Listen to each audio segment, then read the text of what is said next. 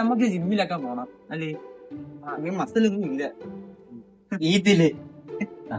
ഇവിടെ അരുണിന്റെ വീട്, നമുക്കൊന്നും കയറി വെച്ചാൽ അവനെ കുറച്ച് ദിവസം കണ്ടില്ലല്ലേ? ശരി, 2 ദിവസം സ്കൂളിൽ വന്നത്. അവനെ കാണാൻ നമുക്ക് ജിമ്മിനും കൂടെ വിളിക്കാം. എന്നാലും അവൻ എന്നെങ്ങോട്ട് വീടും കുറവല്ലേ? എന്നാലും നിന്റെ വണ്ണം ഉണ്ട്, നല്ല പവറും ഉണ്ട്. അങ്ങനൊന്നും കുടുംബം പോടാറക്കുക എന്തോ അതാണ്ടാ അവന്റെ വീടെത്തി. ഇതാണ് ഇതാ വീട്. നീ കണ്ടിട്ടില്ലല്ലേ? അപ്പൊ ഒരു ദിവസം എന്നെ കൊണ്ടുവന്നു. നമുക്കൊന്ന് വിളിച്ചു നോക്കാം. അരുണേ അരുണേ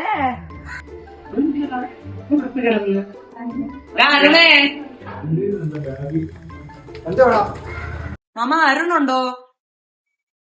അവനെ 2 ദിവസമായിട്ട് കാണുന്നില്ല. അവനോട് ഇല്ല, അവനെ കസിന്റെ വീട്ടിൽ പോയേക്കോ. എന്നാ ശരിയാ, നമുക്ക് പോവാം. വാ അങ്ങേര് ഭയങ്കര അത് അരുണ്ടല്ലോ. അത് തോന്നിയതായിരിക്കും. അത് പിന്നെയും കേട്ടാ എനിക്ക് എനിക്കിപ്പോ അറിയാൻ വയ്യല്ലേ. നമുക്ക് നോക്കാം. വേണോ?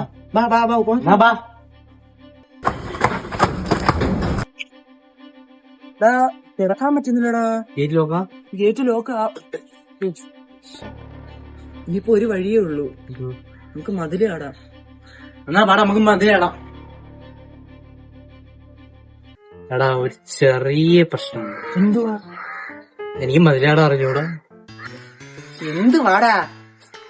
ഒരു കാര്യം ചെയ്യാം, എന്നെ പിടിച്ച് ഞാൻ പൊക്കാം. പിടിച്ചോണേ. അപ്പുറം ചാടി.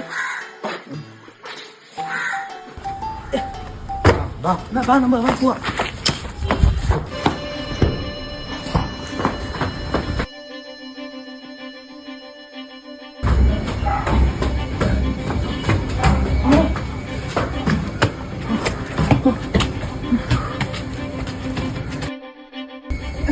ലോക്ക്ഡാടാ.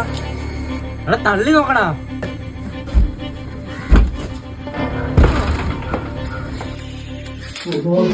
എന്തുവാണ് ഇത്?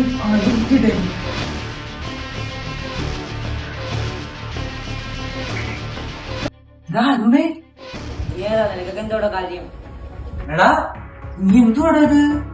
സിഗരറ്റും? നിനക്ക് എന്താ പറ്റി? തമാര കാരണം എന്റെ ജീവൻ തൊലഞ്ഞതാ. എന്തുവാ ഫുഡൊക്കെ ഇരിക്കുന്നല്ലോടാ, ഇത് കഴിച്ചില്ലേ? എനിക്ക് അന്ന് കഴിക്കാൻ തോന്നുന്നടാ. എനിക്കിപ്പോ ഇതാ കഴിക്കാൻ തോന്നുന്നു. നിന്നെ ആരും ഇങ്ങനൊക്കെ ആക്കിയത്? കൂട്ടുകാരന്മാരാണെങ്കിൽ ആദ്യം ഇതൊക്കെ എനിക്ക് ഫ്രീ ആയിട്ട് തന്നു. പിന്നെ പൈസ കൊടുത്ത് മേടിക്കാൻ പറഞ്ഞു. അങ്ങനെ മേടിച്ച് കുറച്ചൊക്കെ പൈസ കൊടുത്തു. പിന്നെ പൈസ ഇല്ലാതെ വന്നപ്പം കക്കാൻ തുടങ്ങി. അങ്ങനെ വീട്ടിൽ നിന്നൊക്കെ കയറി കണ്ടപ്പം വീട്ടുകാർ കണ്ട് എന്നെ റൂമിൽ തന്നെ, എപ്പോഴാണ് ഈ റൂമിൽ തന്നെ ഇവിടെ പൂട്ടിയിട്ടേക്കോ, പുറത്താകാൻ സമ്മതിക്കുന്നു. നിനക്ക് തൂഫാന്റെ കാര്യമൊന്നും അറിഞ്ഞൂടെ? തൂഫാൻ ആണെന്തോ? എടാ നിനക്ക് തൂഫാൻ എന്താണെന്ന് അറിഞ്ഞൂടെ?